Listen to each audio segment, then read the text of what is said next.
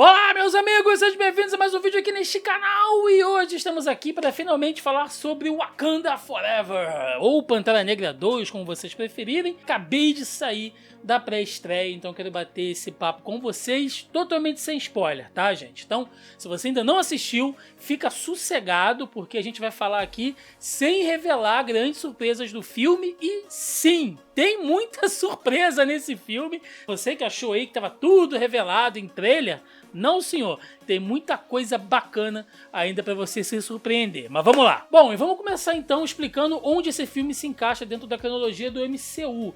Ele se passa ali mais ou menos por volta de 6 anos após os eventos de Vingadores Ultimato, lá da luta final contra o Thanos, quando todo mundo volta, né, depois que o Hulk usa as joias do infinito para trazer todo mundo de volta, enfim. Ele se passa ali, ele tem um intervalo de 5 anos, que é quando eles explicam, né, quando eles mostram a morte do T'Challa, e aí depois tem mais um ano, que é quando começa realmente ali a história do filme. E sobre a morte, né, do Pantera Negra, que era uma coisa que muita gente ficou em dúvida, eu inclusive, né, a gente veio todos esses anos após a morte do Chadwick Boseman pensando, né, como é que a Marvel vai fazer? Será que vão utilizar um dublê? Será que vão fazer aquela coisa de usar uma inteligência artificial, né, para criar o rosto do ator? Vão usar gravações antigas? Como é que isso vai ser feito? E, gente, a verdade é que a Marvel lidou com isso assim da maneira mais sincera possível, sabe? Todo mundo sabe o que aconteceu com o ator, né? Todo mundo que acompanha os filmes, que acompanha o universo Marvel, até quem não é muito ligado em filme de super-heróis, sabe que ele teve uma doença, ele morreu por conta disso, e o filme trata isso de maneira muito honesta, muito direta, tá? Eles não enrolam para explicar que aconteceu, não tem nada disso. Tá? Eles vão lá e explicam, olha, aconteceu isso e ele morreu.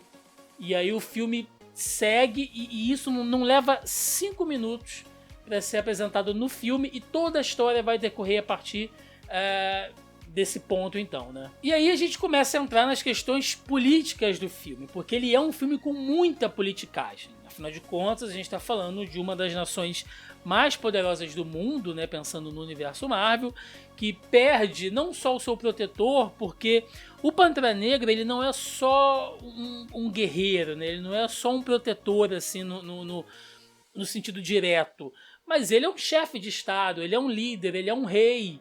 Então é um pouco mais complicado que isso, né? Então, como já era meio que previsto, até pelo que a gente viu em trailer e tal, a própria rainha está cuidando ali da questão política de Wakanda. Se vocês se lembram, no final de Pantera Negra 1, havia uma vontade do T'Challa, ele e a Nakia estavam estudando uma forma de abrir Wakanda para o mundo, né? Só que, quando você faz isso, você também está suscetível a um monte de outras coisas. Então começa ali com aquela cena que a gente vê no trailer de Wakanda participando das conferências da ONU, e aí aquela politicagem sobre a questão de tecnologia, de exportação de vibrânio. Então tudo isso é tratado no filme. Um pouco rápido, mas é tratado. O que dá a entender basicamente é isso, né, gente? O Wakanda, após a perda do T'Challa, ela volta a se fechar de novo. A rainha não está muito disposta assim, a ter essa abertura, a ter a manter transações com nações estrangeiras, né? Então isso pesa, isso é uma temática que vira e mexe e volta no filme em algum momento. E a rainha tá muito bem, gente. Que personagem, sabe? A Rainha Ramonda é assim... Eu vou dizer pra vocês que até a metade do filme, quando ocorre uma coisa lá entre ela e a Okoye, lá das Dora Milaje, eu fiquei meio assim, sabe? Nossa, mas essa mulher tá muito rancorosa, ela não vai ser uma boa líder se ela ficar assim, sabe? Ela começa a apresentar algumas emoções e tal. Na verdade, não. A gente tem que entender que ela não é só uma líder, né? Ela é uma mãe, ela é uma esposa, ela é uma pessoa como qualquer outra, né? Que assume uma responsabilidade que não deveria ser dela diretamente, né? Apesar dela como rainha, ela sempre esteve ali, lá com os conselhos, tem os anciões que ajudam também, mas ela tá fazendo o melhor que ela pode, enfrentando a perda dela, o luto dela, a ganância de várias pessoas. Então eu acho que é uma personagem que ela cresce muito durante o filme, sabe? E ela tá, assim, maravilhosa. Outro personagem muito bom também, e talvez o melhor personagem do filme, cara, é o Namor. Porque ele tá, assim... Eles conseguiram adaptar no filme o Namor, em essência, exatamente o que ele é. Um escroto. Pois é, o personagem é completamente arrogante, metido, prepotente, cabeça quente, tudo que o Namor é nos quadrinhos, eles conseguiram transportar isso pro cinema muito bem. E, gente, que background maravilhoso criaram pro personagem, sabe? Essa coisa de misturar ele com uma civilização latina antiga, né? No caso, acho que são os maias, né? Ele até fala numa linguagem maia antiga ali no filme, então é bem bacana. O personagem ele é muito bem construído, você entende a origem dele, de por que ele é diferente, você entende de onde aquele povo vem, por que eles são do jeito que são e como eles têm uma ligação direta com Wakanda, por alguns recursos naturais que eles têm, e seja pela própria origem, né, de como eles têm aqueles poderes, enfim. Então é muito bem construído, sabe? É o filme dele. Eu vou dizer pra vocês que é um filme de origem do Namor, assim, tranquilamente. Tem um ponto específico, tá? Que eu vou deixar pra falar no nosso vídeo com spoiler, sobre o Namor, que daqui a pouco vai começar a pipocar aí a galerinha de teorias e tal, mas gente, é isso mesmo, tá? É um personagem que vai ter muita ligação com outras equipes, tá? do MCU. Breve.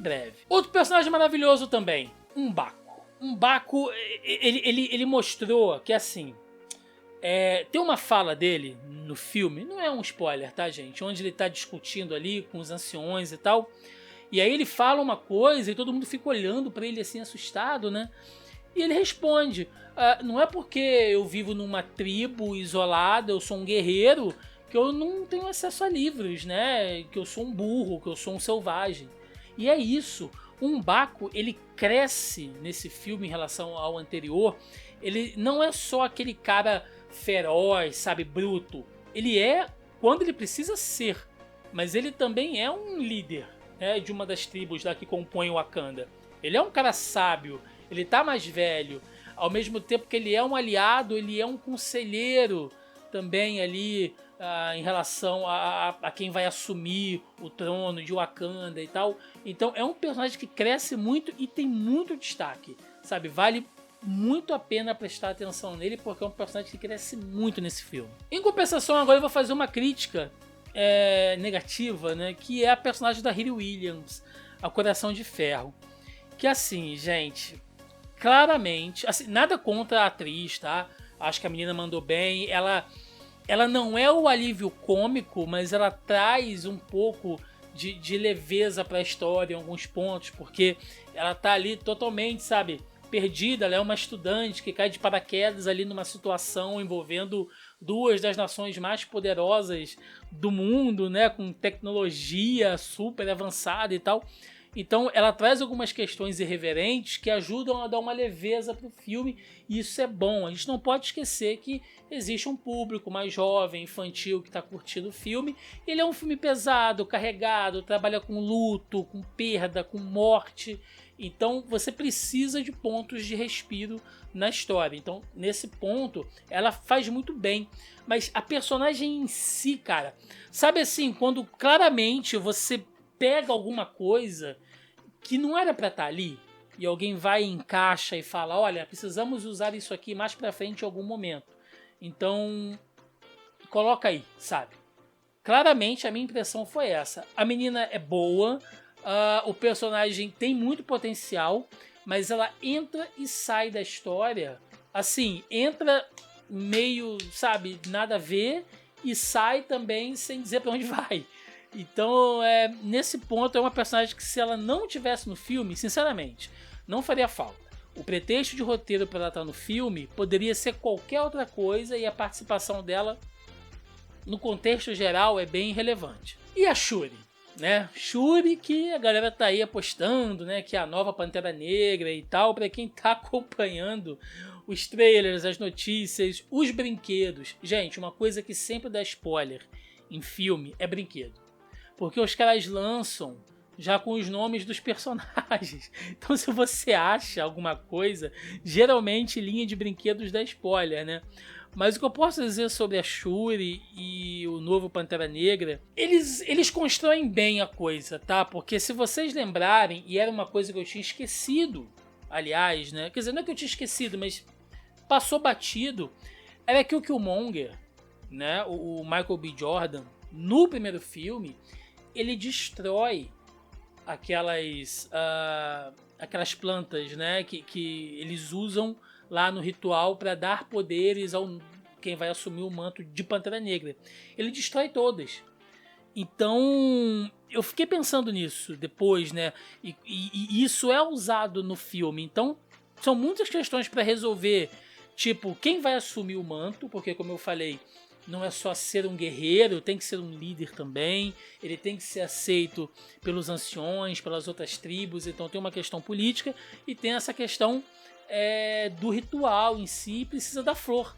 Então o filme ele gasta um tempo para explicar da onde isso vai vir, né? Como que isso será feito. Então a questão da sucessão do novo Pantera Negra não me incomoda. Eu achei que foi até bem estabelecido e ok, quem lê os quadrinhos sabe como é que vai ser e é bem aquilo ali, tá tudo bem e precisa acontecer sem problema nenhum.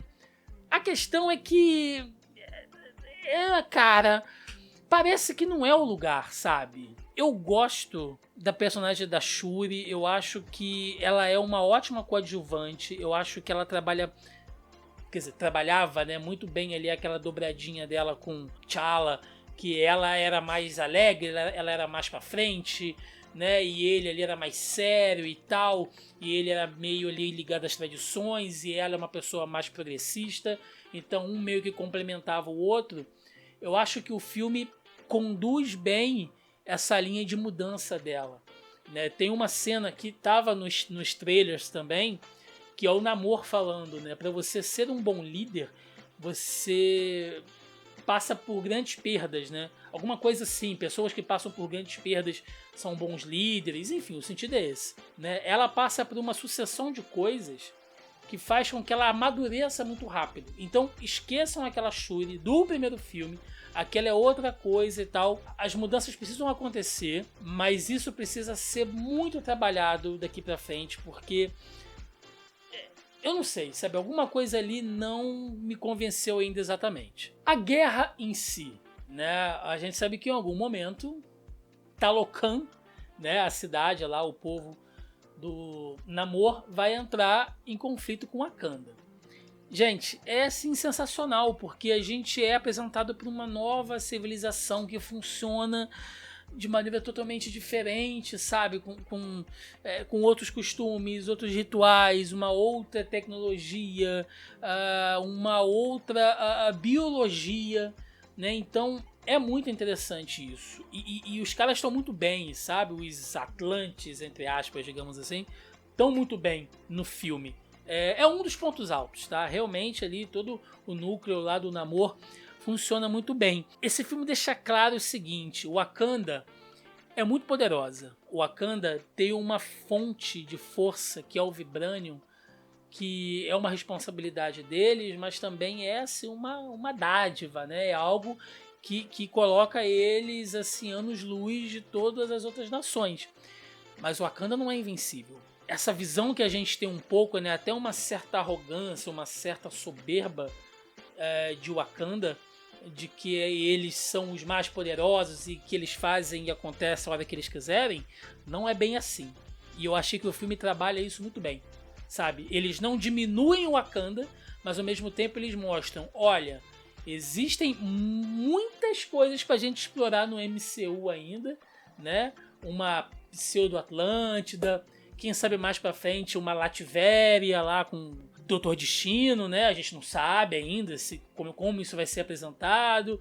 Então, sabe, vamos com calma, porque tem muita coisa ainda pro MCU surpreender a gente.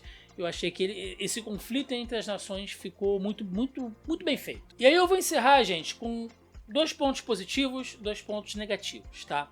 Pontos negativos. O filme, ele se passa muito assim com uma linguagem própria, né? Com idiomas próprios. Em diversos momentos, a galera de Wakanda tá falando em wakandano. E a galera lá do Namor tá falando em maia ancestral. Eu vi o filme dublado. E o filme não tinha legenda. Eu conversei com alguns amigos que falaram que viram dublado e na sessão deles tinha aquela legenda de apoio, né? Quando você usa alguma língua estrangeira, alguma língua inventada, geralmente vem com uma legendazinha ali de apoio. Não tinha, cara. E fez muita falta, assim. Eu perdi diálogos inteiros porque não tinha legenda. Isso é um ponto fraco. Mas não exatamente do filme, né? Mas da distribuição. Então, se mais alguém passar por isso, saibam que realmente prejudica bastante a experiência. E a minha segunda crítica negativa, né, em relação às cenas de ação. Eu amo o que o Ryan Coogler criou, a visão dele de Wakanda, toda a atmosfera de Pantera Negra. Eu acho que ele é o cara que, assim, perfeito para esse papel. Mas em relação à cena de ação, cara, é complicado, assim. A cena final, pra vocês terem uma ideia, ela é em um espaço super reduzido. Você tem uma projeção do que seria uma batalha campal e um espaço super reduzido e é super embolado e ele fica cortando, sabe, para vários pontos entre uma galera que tá lutando em outro lugar e o que tá acontecendo naquele momento, e luta no ar e luta subaquática e a coisa não orna, sabe, não tem ritmo.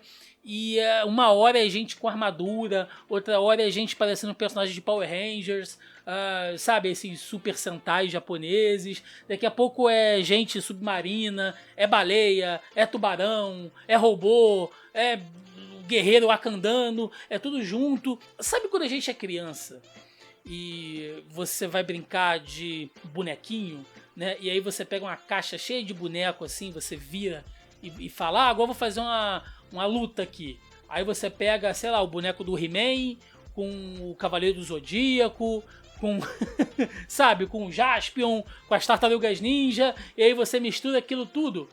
Parece que a cena final foi isso. Me tirou um pouco da imersão. Eu acho que a molecada vai se amarrar e tal, vai achar super interessante ali visualmente e tal, mas naquele momento o filme me perdeu um pouco, né? Na questão das cenas de ação, eu achei que deixou a desejar um pouquinho. E 2 coisas boas que eu não posso deixar de falar. A cena do ritual do novo Pantera Negra traz uma coisa que o cinema inteiro, inclusive eu, né, fez assim, meu Deus, não esperava por isso. Ninguém esperava por isso. Ninguém. Eu não vi ninguém falar sobre isso, que isso pudesse acontecer. Não vi. Se apareceu, né, se alguém mostrar depois, olha, fulano falou que isso poderia acontecer. Ó, bato palmas. Porque eu não esperava acontecer o que aconteceu no ritual de transformação do novo Pantera Negra. É, assim, surreal de bom. E mostrar como que o filme fala, olha, o caminho é esse e as pessoas não são iguais e existe um legado aqui, mas cada um encara de uma maneira, sabe? Foi muito corajoso, assim, do filme fazer isso. E a cena pós-crédito, gente, que é... eu não esperava também, sabe? Me pegou, assim, me emocionou, sabe? Vê um filme na sua cabeça, a cena pós-crédito. E é muito bonita, Então, o que eu posso dizer sobre o filme, tá? Ele é um filme bom, ele é um filme complexo, tá? É muita coisa acontecendo, o elenco é muito grande, o filme ele distribui muito bem o tempo de tela.